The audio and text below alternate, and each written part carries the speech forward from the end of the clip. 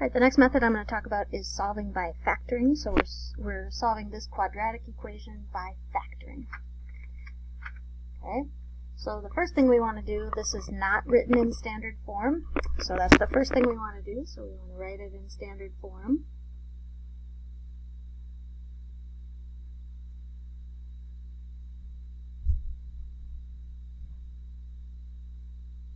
So I'm gonna subtract the 2x and the 35 from both sides.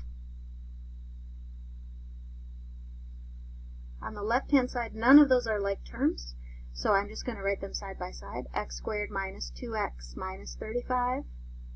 And on the right-hand side, everything is subtracting away, so I get 0. Okay. Once it's written in standard form, the next thing I'm going to do after it's in standard form is I'm going to do a product sum table.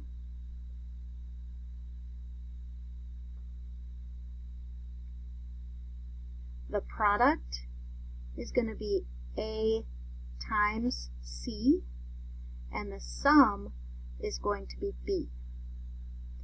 So for us, the product would be 1 times negative 35, which would be negative 35, and the sum is going to be negative 2.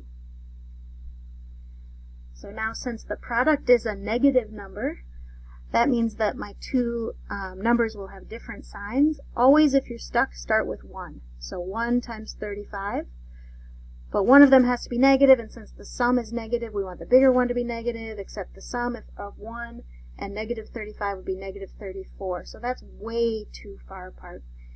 But there's not that much that goes into 35, actually. The next thing that goes into 35 is 5 and 7. One of those has to be negative. Make the 7 a negative, and those do add to make negative 2. So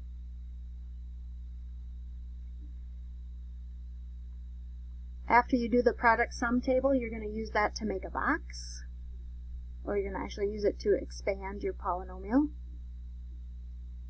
to 4 terms. So the whole purpose of the product sum table is so that we could figure out what this looked like before we added like terms and got a negative 2x. So what it looked like was x squared, and then instead of a negative 2x, we're going to write plus 5x minus 7x minus 35 equals 0. Okay, that's 4 terms, which is just the right number to put those 4 terms inside the box.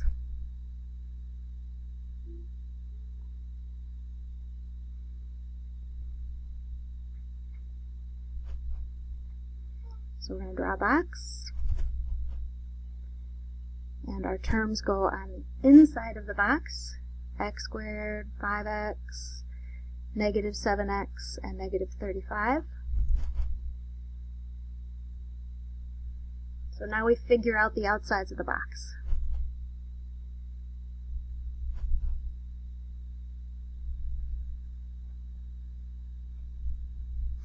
So if this is an x squared, this would have to be an x and an x, because x times x gives you x squared. If this is an x and the area of this segment is 5x, then this would have to be a 5. And if this is an x and the area of this is negative 7x, this would have to be a negative 7x, a negative 7. The last step is you're going to set each factor equal to 0 and solve.